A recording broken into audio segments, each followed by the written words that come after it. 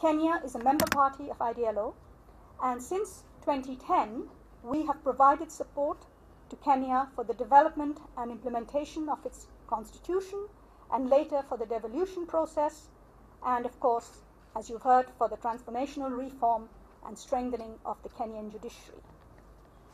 The Constitution of Kenya the 2010 Constitution of Kenya brought a new approach to governance and democracy in this country. And under the Constitution, elections are expected to be free, peaceful, and credible. But as a contest for political power, elections by their very nature invite disputes, whether in developed or developing countries. Courts have the principal responsibility for addressing disputes, but often, and I would say especially in developing countries, they are poorly equipped to play this role. Effective electoral dispute resolution, we all know, is key to preventing violence and ensuring the legitimacy of electoral results. It increases public confidence and creates an incentive for political participation by citizens. But in many emerging democracies, concerns about judicial independence deter candidates from using the courts to adjudicate disputes. Weak and incoherent laws and opaque systems can prevent the timely and fair handling of complaints, and courts often do not have the capacity, knowledge, or means to effectively manage electoral disputes. And as our report points out, electoral cases cannot be treated in the same way as other matters that come before the courts because of their inherent political sensitivity, the high public interest in their outcomes, the intense bursts in which electoral petitions are filed, and the short time limits within which they have to be dispensed.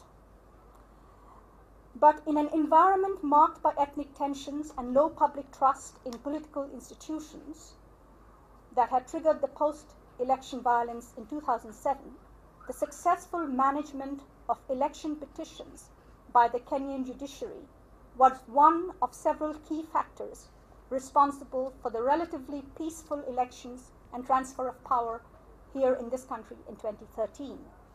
And it is good to recall the achievements. As we just heard, there were 188 petitions challenging the results, and all of them were finalized within the statutory mandated 6-month period by the Court of First Instance. And despite time constraints and pressures, the electoral bench of the High Court was commended for its consistency in applying the jurisprudence and for the attention it paid to substantive electoral justice, marking an important departure from past tendencies to rely on legal technicalities to dismiss petitions. And from the middle of 2012, IDLO has supported the Judicial Working Committee on Elections Preparedness in various ways through developing procedural rules, training judicial officers and court staff, creating documents to communicate with stakeholders and the public. We embedded a group of researchers within the judiciary to serve as reference points for judicial officers, and we assisted the judiciary to undertake comprehensive stakeholder engagement. IDLO's work on EDR continues to evolve with the now successor of JWCEP, the Judiciary Committee on Elections, and you have heard now the way in which we have worked together, and I appreciation to the committee for their collaboration with us.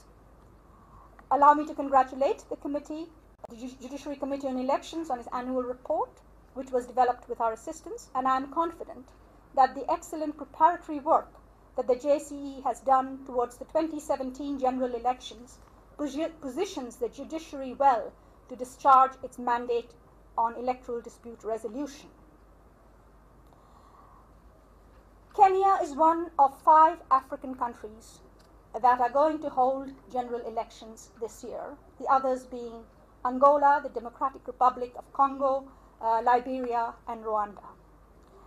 And Kenya, and our report highlighting the lessons learned, has broader significance, I believe, not just for Kenya, but also for Africa and globally.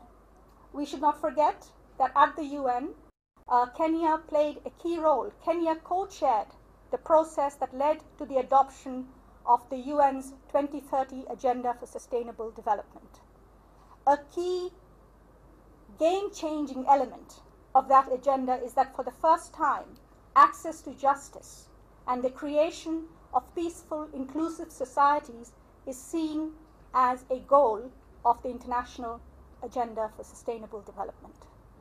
The UN has also adopted resolutions on sustaining peace that call for dialogue, accountable institutions, good governance, and access to justice. So what is happening here in Kenya and what will happen should be seen in that broader context of international acknowledgement and support for access to justice as a key means of ensuring sustainable development and sustaining peace. The lessons that we have learned here are very clear. First and foremost, the critical importance of the independence of the judiciary. The 2010 Constitution provided for the judiciary's legal independence, but subsequently the judiciary instituted wide sweeping reforms, and the impact of these reforms have been reflected in public surveys that have shown a doubling of public confidence in the independence of the judiciary. But the challenge for any judiciary, whether Kenyan or otherwise, is to ensure that the judicialization of politics, as our report points out, should not lead to the politicization of the judiciary. The second lesson that we draw is the need for clear, consistent, transparent, and comprehensive laws and regulations that ought to be put in place ahead of the elections. The third important lesson we draw is that electoral dispute resolution process and mechanism must be owned, led, and coordinated by the judiciary. And here Kenya provides an extremely important example through the work of the JWEP and now the JCE. And fourth, there should be comprehensive, tailored capacity development, skills building of the judiciary. Judges need to know about electoral jurisprudence, international standards, jurisdictional rules, and need also to learn from the experience of other countries. And the skills building we have found should target not only the judges, but also the support staff such as registrars, legal researchers, and ICT staff. Fifth, we have also learned that training is not in itself enough.